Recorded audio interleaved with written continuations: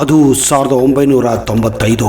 ಮಲೆ ಮಹದೇಶ್ವರ ಬೆಟ್ಟವೆಂದರೆ ಇಂದಿನಷ್ಟು ಸುಸಜ್ಜಿತ ರಸ್ತೆಗಳಿರಲಿಲ್ಲ. ಕಡಿದಾದ ತಿರುವುಗಳು, ಒಂದು ಬದಿಯಲ್ಲಿ ಎದೆಯೊಡೆಯುವಂತಹ ಆಳದ ಪ್ರಪಾತ, ಮತ್ತೊಂದು ಬದಿಯಲ್ಲಿ ದಟ್ಟವಾದ ಕಾಡುಗಳು. ಹಾಗೆಯೇ ಭಯಾನಕ ಕಾಡು ಪ್ರಾಣಿಗಳ ಅಪಾಯ ಕೂಡ ಆಗಾಗ ಅಲ್ಲಿ ಗೋಚರಿಸುತ್ತಿತ್ತು. ಆ ದಿನ ಮಲೆ ಮಹದೇಶ್ವರ ಸಾರಿಗೆಯ ಹಳೆಯ ಬಸ್ಸೊಂದು ಭಕ್ತರಿಂದ ಕಿಕ್ಕಿರಿ ತುಂಬಿತ್ತು. ಸುಮಾರು 40ಕ್ಕೂ ಹೆಚ್ಚು ಜನ, ಮಕ್ಕಳಿಂದ ಹಿಡಿದು ವಯಸ್ಸಾದವರೆಗೂ ಹೆಣ್ಣು ಮಕ್ಕಳು ಕೂಡ ಎಲ್ಲರೂ ಮಾದಪ್ಪನ ದರ್ಶನ ಮುಗಿಸಿ ಸಡಗರದಿಂದ ಮನೆಗೆ ಮರಳುತ್ತಿದ್ದರು. ಹೊರಗೆ ಜಿಟಿ ಜಿಟಿ ಮಳೆ ಹನಿಗಳು ಬೀಳುತ್ತಿದ್ದವು. ರಸ್ತೆಯೆಲ್ಲ ಜಾರುತ್ತಿತ್ತು. ಆಗಾಗ ಮಣ್ಣು ಕುಸಿಯುವ ಭಯ ಕೂಡ ಅಲ್ಲಿತ್ತು. ಬಸ್ಸು ಚಲಿಸುತ್ತಿದ್ದಂತೆ ಹಠಾತ್ ಆಗಿ ಬಸ್ಸಿನ ಬ್ರೇಕ್ ಫೇಲ್ ಆಗಿದೆ. ಚಾಲಕ ರಂಗಪ್ಪನ ಮುಖದಲ್ಲಿ ಬೆವರಿನ ಹನಿಗಳು ಮೂಡಲು ಪ್ರಾರಂಭಿಸಿದ್ದವು. ಗೇರ್ ಬದಲಿಸಲು ಪ್ರಯತ್ನಿಸಿದರೂ ಅದು ಸಿಲುಕಿಕೊಂಡಿತ್ತು. ಬಸ್ಸು ಅತಿ ವೇಗವಾಗಿ ಬೆಟ್ಟದ ಇಳಿಜಾರಿನಲ್ಲಿ ನುಗ್ಗತೊಡಗಿತ್ತು. ಬ್ರೇಕ್ ಹೋಗಿದೆ, ಯಾರು ಕಾಪಾಡಿ ಅಂತ ರಂಗಪ್ಪ ಕಿರುಚಿದಾಗ ಬಸ್ಸಿನ ಒಳಗಿದ್ದ ಭಕ್ತರ ಸಂಭ್ರಮ ಕ್ಷಣಾರ್ಧದಲ್ಲಿ ಆಕ್ರಂದನಕ್ಕೆ ಬದಲಾಗಿತ್ತು. ಕಿಟಕಿಯ ಹೊರಗಡೆ ಕಾಣಿಸುತ್ತಿದ್ದ ಸಾಕ್ಷಾತ್ ಮೃತ್ಯುವಿನಂತಿದ್ದ ಆಳವಾದ ಕಂದಕ ಎಲ್ಲರನ್ನ ಇನ್ನಷ್ಟು ಭಯಭೀತಗೊಳಿಸಿತ್ತು. ಬಸ್ಸು ಒಂದು ಕಡಿದಾದ ತಿರುವಿನಲ್ಲಿ ನಿಯಂತ್ರಣ ತಪ್ಪಿ ರಸ್ತೆಯ ಅಂಚಿಗೆ ಧಾವಿಸಿತ್ತು. ಮುಂಭಾಗದ ಚಕ್ರಗಳು ರಸ್ತೆಯ ಬಿಟ್ಟು ಗಾಳಿಯಲ್ಲಿ ತೇಲುವಂತಿದ್ದವು. ಬಸ್ಸು ಕಂದಕಕ್ಕೆ ಬೀಳಲು ಇನ್ನು ಕೇವಲ 2 ಇಂಚುಗಳಷ್ಟೇ ಬಾಕಿ ಇತ್ತು. ಎಲ್ಲರೂ ಕಣ್ಣು ಮುಚ್ಚಿ ಮಾದಪ್ಪ ನಮ್ಮನ್ನ ಉಳಿಸಪ್ಪ ಅಂತ ಕಿರುಚಲು ಪ್ರಾರಂಭಿಸಿದ್ದರು. ಮಕ್ಕಳು ಅಳುತ್ತಿದ್ದವು, ಹೆಂಗಸರು ಚೀರಾಡುತ್ತಿದ್ದರು. ಆಗಲೇ ನೋಡಿ ಅಲ್ಲಿ ಒಂದು ಪವಾಡ ಸಂಭವಿಸಿತ್ತು. ಬಸ್ಸಿನ ಮುಂಭಾಗದ ಅಡಿಯಲ್ಲಿ ಏನೋ ಒಂದು ದೊಡ್ಡ ಕಲ್ಲು ಅಥವಾ ಅದೃಶ್ಯ ಶಕ್ತಿಯೊಂದು ಬಸ್ಸನ್ನ ತಡೆದು ನಿಲ್ಲಿಸಿದ ಅನುಭವವಾಗಿತ್ತು. ರಂಗಪ್ಪ ಎಷ್ಟೇ ಯತ್ನಿಸಿದರೂ ಬಸ್ಸು ಮುಂದೆ ಹೋಗಲಿಲ್ಲ. ಅಷ್ಟರಲ್ಲಿ ಬಸ್ಸಿನ ಕ್ಲೀನರ್ ಜಿಗಿದು ಕೆಳಗೆ ಬಂದು ಚಕ್ರಗಳಿಗೆ ದೊಡ್ಡ ಕಲ್ಲನ್ನ ಇಟ್ಟಿದ್ದಾನೆ. ಎಲ್ಲಾ ಭಕ್ತರು ಸುರಕ್ಷಿತವಾಗಿ ಕೆಳಗೆ ಇಳಿದ ನಂತರ ರಂಗಪ್ಪ ಬಸ್ಸಿನ ಅಡಿಯಲ್ಲಿ ಹೋಗಿ ನೋಡಿದಾಗ ಆಶ್ಚರ್ಯಚಕಿತನಾಗಿದ್ದ. ಅಲ್ಲಿ ಬಸ್ಸನ್ನ ತಡೆದು ನಿಲ್ಲಿಸಿದ್ದು ಕೇವಲ ಒಂದೇ ಒಂದು ಮರದ ಬೇರು ಮಾತ್ರ. ಅಷ್ಟು ಭಾರದ ಬಸ್ಸನ್ನ ಕೇವಲ ಆ ಬೇರು ತಡೆ ಹಿಡಿಯೋದು ಅಸಾಧ್ಯವಾಗಿತ್ತು. ರಂಗಪ್ಪ ಕಣ್ಣೀರು ಹಾಕುತ್ತಾ ಹೇಳಿದ್ದ, ಇದು ಆ ಮಲೆ ಮಹದೇಶ್ವರನೇ ತನ್ನ ಕೈಯಿಂದ ಬಸ್ಸನ್ನ ಹಿಡಿದು ನಿಲ್ಲಿಸಿದ್ದು. ಇಲ್ಲವಾಗಿದ್ದರೆ ನಾವೆಲ್ಲ ಅವತ್ತು ಮಣ್ಣಾಗಿ ಹೋಗುತ್ತಿದ್ದೆವು ಅಂತ ಇತ್ತೀಚೆಗೆ ಒಂದು ನೀಡಿದ ಸಂದರ್ಶನದಲ್ಲಿ 77 ವರ್ಷದ ಡ್ರೈವರ್ ರಂಗಪ್ಪ ಹೇಳಿಕೊಂಡಿದ್ದರು. ಈಗಲೂ ಆ ಘಟನೆಯನ್ನು ನೆನೆಸಿಕೊಂಡಾಗ ರಂಗಪ್ಪನ ದೇಹವೆಲ್ಲ ರೋಮಗಳು ರೋಮಾಂಚನಗೊಳ್ಳುತ್ತವೆ. ಇದಕ್ಕೆಲ್ಲ ಕಾರಣ ಆ ಮಾದೇಶನೇ, ಆ ಮಲೆ ಮಹದೇಶ್ವರನೇ, ಆ ಈಶ್ವರನೇ ಅಂತ ಕಣ್ಣೀರಿಟ್ಟು ಹೇಳಿಕೊಂಡಿದ್ದರು. ಆ ಘಟನೆ ನಡೆದಾಗ ಆ ಮಾದೇಶ ತಮ್ಮನ್ನ ಕಾಪಾಡಿದ್ದಕ್ಕಾಗಿ ಭಕ್ತರಲ್ಲೂ ಕಾಡಿನ ದಿಕ್ಕಿನಲ್ಲಿಯೇ ಸಾಷ್ಟಾಂಗ ನಮಸ್ಕಾರ ಮಾಡಿದ್ದರು. 1995ರ ಆ ಘಟನೆ ಇಂದಿಗೂ ಮಲೆ ಮಹದೇಶ್ವರ ಬೆಟ್ಟದ ಭಕ್ತರ ನಡುವೆ ಹಸಿರಾಗಿದೆ. ಇದು ಕೇವಲ ಅಪಘಾತವಲ್ಲ, ಇದು ಮಾದಪ್ಪನ ಪವಾಡ.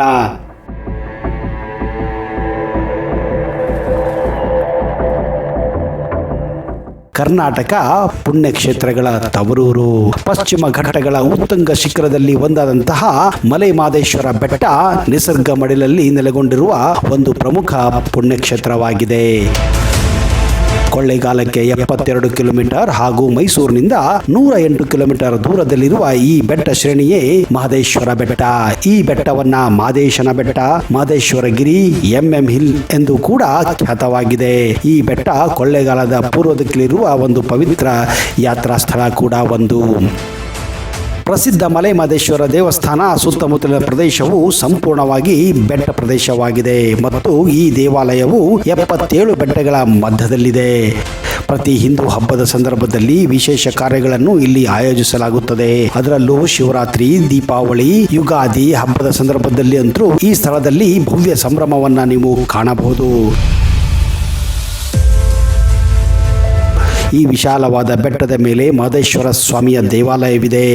ಬೆಟ್ಟ ಹತ್ತಲು ನಿಮಗೆ ಸರ್ಪದಾರಿ ಮತ್ತು ಬಸವನದಾರಿ ಎಂಬ 2 ಮಾರ್ಗಗಳು ಕೂಡ ನೀವು ಕಾಣಬಹುದು. ಸ್ಥಳ ಪುರಾಣದ ಪ್ರಕಾರ ಈ ಬೆಟ್ಟಕ್ಕೆ ಸೇರಿದಂತೆ ಆನೆಮಲೆ, ಜೇನುಮಲೆ, ಕಾನುಮಲೆ, ಪಷ್ಟೆಮಲೆ, ಪವಳಮಲೆ, ಪೊನ್ನಾಚಿ ಮಲೆ, ಕೊಂಗುಮಲೆ ಮೊದಲಾದ 77 ಬೆಟ್ಟಗಳಿವೆ. ಈ ಪೈಕಿ ಮಹದೇಶ್ವರ ಬೆಟ್ಟದಲ್ಲಿರುವ ಶಿವ ದೇವಾಲಯವೇ ಪ್ರಧಾನವಾದದ್ದು. ಗಿರಿಜನರ, ಸೋಲಿಗರ ಮತ್ತು ಸುತ್ತಮುತ್ತಲಿನ ಪ್ರದೇಶದ ಹಲವು ವಂಶಗಳ ಕುಲದೈವತೆಯಾಗಿ ಪೂಜಿಸಲ್ಪಡುವ ಮಹದೇಶ್ವರರು 15ನೇ ಶತಮಾನದಲ್ಲಿ ಜೀವಿಸಿದ್ದರೆಂದು ಇತಿಹಾಸ ಸಾರುತ್ತದೆ. ಲೋಕ ಕಲ್ಯಾಣಕ್ಕಾಗಿ ದೇಶ ಸಂಚಾರ ಮಾಡಿ ಹಲವರ ಸಂಕಷ್ಟ ಪರಿಹರಿಸಿ ಪವಾಡ ಪುರುಷ ಮಹದೇಶ್ವರರು ಹರದನಹಳ್ಳಿ ಮಠದ 3ನೇ ಮಠಾಧೀಶರಾಗಿದ್ದರೆಂದು ತಿಳಿದು ಬರುತ್ತದೆ. ಕೊಳ್ಳೇಗಾಲದಿಂದ ಮಧುವನಹಳ್ಳಿ, ಸಿಂಗಾನವಲ್ಲೂರು, ಹನೂರು ಮಾರ್ಗವಾಗಿ ಕೌದಳ್ಳಿ ತಲುಪಿದರೆ ಅಲ್ಲಿಂದ ಬೆಟ್ಟಕ್ಕೆ ಕೇವಲ 16 ಕಿಲೋಮೀಟರ್ ಕಾಡು ದಾರಿ. ಮುಂದೆ ತಾಳಬೆಟ್ಟ ಎಂಬ ಬೆಟ್ಟದ ತಪ್ಪಲು ಕೂಡ ನಿಮಗೆ ಸಿಗುತ್ತದೆ. ಮಹದೇಶ್ವರನ ಭಕ್ತರಾಗಿದ್ದ ಶ್ರೀ ಜಯಚಾಮರಾಜ ಒಡೆಯರ್ ಮತ್ತು ಶ್ರೀಕೃಷ್ಣರಾಜ ಒಡೆಯರ್ ಅವರು ತಾಳಬೆಟ್ಟದಿಂದಲೇ ಕಾಲ್ನಡಿಗೆಯಲ್ಲಿ ಬೆಟ್ಟವೇರಿ ಮಾದಯ್ಯನ ದರ್ಶನ ಕೂಡ ಪಡೆಯುತ್ತಿದ್ದರು ಎಂದು ನಂಬಲಾಗಿದೆ. ನಡುಮಲೆ ಸಮೀಪದಲ್ಲಿ ಪ್ರಸಿದ್ಧಿಯಾಗಿರುವಂತಹ ಮತ್ತೊಂದು ಬೆಟ್ಟವಿದೆ, ಅದುವೇ ನಾಗಮಲೆ. ಈ ಬೆಟ್ಟದ ತುದಿಯಲ್ಲಿ ಶಿವಲಿಂಗಕ್ಕೆ ಅಂಟಿಕೊಂಡಿರುವ ನಾಗರ ಹಾವಿನ ರೂಪದಲ್ಲಿ ಬಂಡೆಯನ್ನ ನೀವು ಕಾಣಬಹುದು. ಇದರಿಂದಲೇ ಈ ಬೆಟ್ಟಕ್ಕೆ ನಾಗಮಲೆ ಎಂದು ಹೆಸರು ಕೂಡ ಬಂದಿದೆ. ನಿಜಕ್ಕೂ ಪ್ರಕೃತಿ ವಿಸ್ಮಯಕ್ಕೆ ಬೆರಗಾಗದೆ ಇರುವವರು ಯಾರೂ ಇಲ್ಲ. ಇಲ್ಲಿಯೂ ಕೂಡ ಒಂದು ಪುಟ್ಟ ದೇವಸ್ಥಾನವಿದೆ. ಭಕ್ತಾದಿಗಳು ಮಹದೇಶ್ವರ ದರ್ಶನ ಪಡೆದು ಬೆಟ್ಟವನ್ನು ಹತ್ತುವ ಶಕ್ತರು ಇಲ್ಲಿಗೂ ಕೂಡ ಬರುತ್ತಾರೆ. ಈ ಬೆಟ್ಟವು ಮಹದೇಶ್ವರ ಬೆಟ್ಟದಿಂದ 15 ಮೈಲಿಗಳಷ್ಟು ದೂರವಿದೆ. ಮಹದೇಶ್ವರ ದೇವಾಲಯವನ್ನು ಹಿಂದೆ ಜುಂಜುಗೌಡ ಶ್ರೀಮಂತ ಕುರುಬಗೌಡ ಮಾಲೀಕರು ನಿರ್ಮಿಸಿದ್ದರು ಎಂದು ನಂಬಲಾಗಿದೆ. ಮಹದೇಶ್ವರ ಶಿವನ ಅವತಾರ. 15ನೇ ಶತಮಾನದಲ್ಲಿ ಸಂತ ಮಹದೇಶ್ವರರು ಇಲ್ಲಿ ತಪಸ್ಸು ಗೈದಿದ್ದರೆಂದು ನಂಬಲಾಗಿದೆ. ಹಾಗೆಯೇ ಇಲ್ಲಿ ಐತಿಹಾಸಿಕ ಪುರಾವೆಗಳು ಸೂಚಿಸುತ್ತವೆ. ಅವರು ದೇವಾಲಯದ ಗರ್ಭಗುಡಿಯಲ್ಲಿ ಲಿಂಗ ರೂಪದಲ್ಲಿ ತಪಸ್ಸು ಮಾಡಿದ್ದರೆಂದು ನಂಬಲಾಗಿದೆ. ಈ ಗರ್ಭಗುಡಿಯಲ್ಲಿ ಪೂಜಿಸಲ್ಪಡುವ ಶಿವಲಿಂಗವು ಸ್ವಯಂಭೂ ಆಗಿದೆ.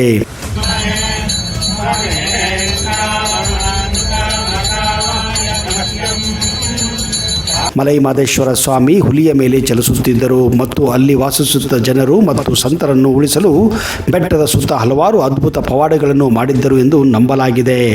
ಅಂತರಗಂಗೆ ಎಂಬ ದೀರ್ಘಕಾಲೀನ ಮೂಲದಿಂದ ಹರಿಯುವ ನೀರಿನ ಹರಿವು ಕೂಡ ಇಲ್ಲಿದೆ. ಅಲ್ಲಿ ಭಕ್ತರು ಪವಿತ್ರ ಸ್ನಾನ ಮಾಡುತ್ತಾರೆ. ಗಂಗಾದೇಶ್ವರ ಮತ್ತು ಲಕ್ಷ್ಮೀನಾರಾಯಣ ದೇವಾಲಯಗಳಿಗೂ ಕೂಡ ಭಕ್ತರು ಭೇಟಿ ನೀಡುತ್ತಾರೆ.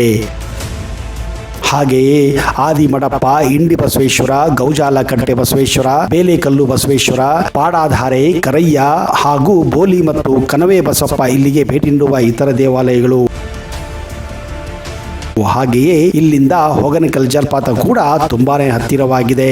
ಕಾವೇರಿ ಮತ್ತು ಪಾಲಾರ್ ನದಿಗಳಿಂದ ಆವೃತವಾದ ದಟ್ಟ ಕಾಡಿನಲ್ಲಿ ಈ ಸ್ಥಳವು ಸುಂದರವಾದ ಪ್ರವಾಸಿ ಸ್ಥಳಕ್ಕೆ ಹೆಸರುವಾಸಿಯಾಗಿದೆ. ಮಲೈ ಮಹದೇಶ್ವರ ಅರಣ್ಯ ಮೀಸಲು ಪ್ರದೇಶವು ಸುಮಾರು 39,361 ಹೆಕ್ಟೇರ್ ಪ್ರದೇಶವನ್ನು ಹೊಂದಿದೆ. ಕಾಡಿನಲ್ಲಿ ವಿವಿಧ ಪ್ರಾಣಿಗಳು, ಪಕ್ಷಿಗಳು ಮತ್ತು ಸರೀಸೃಪಗಳು ವಾಸಿಸುತ್ತವೆ. ಅವು ಹೆಚ್ಚಿನ ಸಂಖ್ಯೆಯಲ್ಲಿ ಕಂಡುಬರುತ್ತವೆ. ಆನೆಗಳು ಇಲ್ಲಿನ ಪ್ರಮುಖ ಪ್ರಭೇದಗಳಾಗಿವೆ. ಎಂಎಂ ಹಿಲ್ಸ್ ಉತ್ತಮ ಚಾರಣ ಅವಕಾಶವನ್ನು ಕೂಡ ನೀಡುತ್ತದೆ. ಅರಣ್ಯ ಇಲಾಖೆಯ ವತಿಯಿಂದ ಅನೇಕ ಚಾರಣ ಮಾರ್ಗಗಳನ್ನು ಕೂಡ ಗುರುತಿಸಲಾಗಿದೆ. ಎಂಎಂ ಹಿಲ್ಸ್ ಇಂದ ಪ್ರಾರಂಭವಾಗುವ 2 ಪ್ರಮುಖ ಚಾರಣ ಮಾರ್ಗಗಳಿವೆ. ಒಂದು ನಾಗಮಲೆ, ಇನ್ನೊಂದು ಪಾಲಾರ್. ನಾಗಮಲೆ ಚಾರಣ ಎಂಎಂ ಹಿಲ್ಸ್ನಿಂದ ಕೇವಲ 7 ಕಿಲೋಮೀಟರ್ ದೂರದಲ್ಲಿದೆ. ನಾಗಮಲೆಯಲ್ಲಿ ಶಿವನಿಗೆ ಅರ್ಪಿತವಾದ ದೇವಾಲಯ ಕೂಡ ಇದೆ. ಪಾಲಾರ್ ಚಾರಣವು ನಾಗಮಲೆಯಿಂದ ಇನ್ನು 8 ಕಿಲೋಮೀಟರ್ ಚಾರಣವಾಗಿದೆ. ಇಲ್ಲಿ ಸಾಮಾನ್ಯವಾಗಿ ಅರಣ್ಯ ವಿಶ್ರಾಂತಿ ಮನೆಯಲ್ಲಿ ರಾತ್ರಿ ತಂಗಲು 2 ದಿನಗಳ ಮೊದಲೇ ನೀವು ಇಲ್ಲಿ ರಿಜಿಸ್ಟರ್ ಮಾಡಬೇಕಾಗುತ್ತದೆ. ದೇವಾಲಯದ ವತಿಯಿಂದ ಎಂಎಂ ಹಿಲ್ಸ್ನಲ್ಲಿ ವಸತಿ ಸೌಕರ್ಯವನ್ನು ಕೂಡ ಮಾಡಲಾಗಿದೆ. ಇದನ್ನು ನೀವು ದೂರವಾಣಿಯ ಮೂಲಕ ಅಥವಾ ವೆಬ್ಸೈಟ್ ಮೂಲಕ ಕಾಯ್ದಿರಿಸಬಹುದಾಗಿದೆ. ಮಲೈ ಮಹದೇಶ್ವರ ಬೆಟ್ಟದಲ್ಲಿ ಇರುವಂತಹ ಅತಿಥಿ ಗೃಹಗಳಲ್ಲಿ ಮಹದೇಶ್ವರ ಭವನ, ಗುರುದರ್ಶಿನಿ, ಗಿರಿದರ್ಶಿನಿ, ಶಿವದರ್ಶಿನಿ ಮುಂತಾದ ಅತಿಥಿ ಗೃಹಗಳು ಕೂಡ ಇಲ್ಲಿ ಇವೆ. ಇಲ್ಲಿ ಪ್ರತಿನಿತ್ಯ ಅನ್ನದಾಸೋಹ ಕೂಡ ನಡೆಯುತ್ತದೆ. ಇಲ್ಲಿ ಯಾತ್ರಾರ್ಥಿಗಳಿಗೆ, ಭಕ್ತಾದಿಗಳಿಗೆ ಉಚಿತ ಆಹಾರವನ್ನು ಕೂಡ ಒದಗಿಸಲಾಗುತ್ತದೆ. ಮಲೈ ಮಹದೇಶ್ವರ ಬೆಟ್ಟವನ್ನು ಭೇಟಿ ಕೊಡಲು ಉತ್ತಮ ಸಮಯ ಅಂದರೆ ಅದು ಅಕ್ಟೋಬರ್ನಿಂದ ಮಾರ್ಚ್ವರೆಗೆ ಆಗಿದೆ. ಸುಮಾರು 50 ವರ್ಷಗಳ ಹಿಂದೆ ಈ ಸ್ಥಳಕ್ಕೆ ರಸ್ತೆ ಸೌಲಭ್ಯವೇ ಇರಲಿಲ್ಲ. ಜನರು ಕಾಲ್ನಡಿಗೆಯ ಮೂಲಕ ದೇವಸ್ಥಾನವನ್ನು ತಲುಪುತ್ತಿದ್ದರು. ಪ್ರಸ್ತುತ ಕರ್ನಾಟಕ ಸರ್ಕಾರ ಹಾಗೂ ತಮಿಳುನಾಡು ರಾಜ್ಯಗಳಿಂದ ರಸ್ತೆ ಸಂಪರ್ಕವಿದೆ ಹಾಗೂ ಈ ಮಾರ್ಗದಲ್ಲಿ ಪ್ರತಿದಿನ ಈಗ 100ಕ್ಕೂ ಹೆಚ್ಚು ಬಸ್ಗಳು ಸಂಚರಿಸುತ್ತವೆ. ಮೈಸೂರು, ಬೆಂಗಳೂರು, ಚಾಮರಾಜನಗರ ಹಾಗೂ ಕೊಳ್ಳೇಗಾಲದಿಂದ ಸಾಕಷ್ಟು ಬಸ್ಸುಗಳ ಸೌಕರ್ಯ ಕೂಡ ಇದೆ. ಸ್ನೇಹಿತರೆ, ಒಂದು ವೇಳೆ ನೀವು ಸ್ನೇಹಿತರೆ, ಒಂದು ವೇಳೆ ನೀವು ಮೈಸೂರು, ಕೊಳ್ಳೇಗಾಲ, ಚಾಮರಾಜನಗರಕ್ಕೆ ಹೋದರೆ ದಯವಿಟ್ಟು MM ಹಿಲ್ಸ್ ಅಂದ್ರೆ ಮಲೈ ಮಾದೇಶ್ವರ ಬೆಟ್ಟಕ್ಕೆ ತಪ್ಪದೆ ಭೇಟಿ ಕೊಡಿ. ಆ ಮಾದೇಶ್ವರನ ಆಶೀರ್ವಾದ. ವೀಕ್ಷಕರೇ, ನಿಮ್ಮಲ್ಲಿ ಯಾರಿಗಾದರೂ ಸಂತಾನ ಸಮಸ್ಯೆ, ವಿವಾಹ ಸಮಸ್ಯೆ ಇದ್ದರೆ ಈ ಪಂಡಿತರನ್ನ ಈಗಲೇ ಸಂಪರ್ಕಿಸಿ. ಪಂಡಿತ್ ವೈದ್ಯ ನೋಡಿ ರಾಮಜ್ಜ, ಶ್ರೀ ಆಂಜನೇಯ ಸ್ವಾಮಿಯ ಆರಾಧಕರು, Indian famous astrologer. Get 100% solution to all your problems. Shri Pratyangira ದೇವಿಯನ್ನ ವಶಪಡಿಸಿಕೊಂಡಿರುವ ಏಕೈಕ ಜ್ಯೋತಿಷ್ಯರು. ಫೋನಿನ ಮೂಲಕ ನೇರ ಪರಿಹಾರದಲ್ಲಿ ಓಪನ್ ಚಾಲೆಂಜ್. ಆಂಜನೇಯ ಸ್ವಾಮಿಯ ಅನುಗ್ರಹದಿಂದ ವಿಶೇಷ ಪರಿಹಾರ ತಿಳಿಸುತ್ತಾರೆ. ನಿಮ್ಮ ಒಂದು ಕರೆ ನಿಮ್ಮ ಭವಿಷ್ಯವನ್ನೇ ಬದಲಾಯಿಸಬಲ್ಲದು. ಇವರ ದೂರವಾಣಿ ಸಂಖ್ಯೆ 9008220252. ಸದಾ ನಿಮ್ಮ ಮೇಲೆ ಇರಲಿ ಎಂದು ನಾವು ಕೂಡ ಆಶಿಸುತ್ತೇವೆ. ಅಲ್ಲಿಯವರೆಗೆ ಜೈ ಹಿಂದ್, ಜೈ ಕರ್ನಾಟಕ, ಉಗೆ ಉಗೆ ಮಾದೇಶ್ವರ.